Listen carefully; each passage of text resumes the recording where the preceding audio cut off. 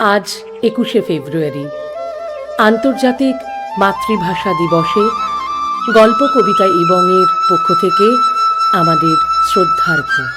পাখি সব করে রব রাতি পোহাইল, কাননে কুসুম কলি সকলি ফুটিল।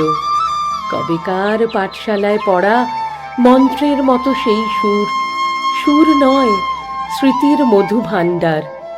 সেই আমার দেশ, মাঠ বন নদী, আমার দেশের জারি সারি ভাটিয়ালি মুর্শিদি, আরো কত সুরের সাথে মিশে আছে আমার মায়ের মুখ, আমার মায়ের গাওয়া কত না গানের কলি। বেন্নি ধানের মাঠের ধারে হঠাৎ কয়েকটি গুলির আওয়াজ, কয়েকটি পাখির গান শেষ না হতে হতেই ঝরে গেল, পড়ে গেল মাটিতে। সেই শোকে কালবৈশাখীর ঝড় উঠলো আকাশে। মাঠ কাঁপলো, ঘাট কাঁপলো, বাঁট কাঁপলো, হাট কাঁপলো, বন কাঁপলো, শন কাঁপলো। ইতিহাস থমকে দাঁড়িয়ে লিখে নিল সব।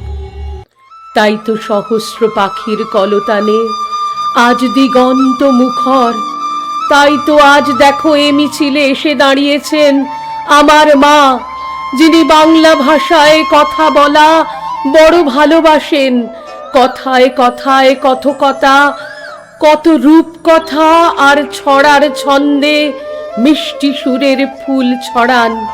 তিনি এখনো এ মিছিলে গুনগুন করে গাইতে পারেন, পাখি সব করে রব রাতি পোহাইল, কাননে কুসুম কলি সকলি ফুটিল।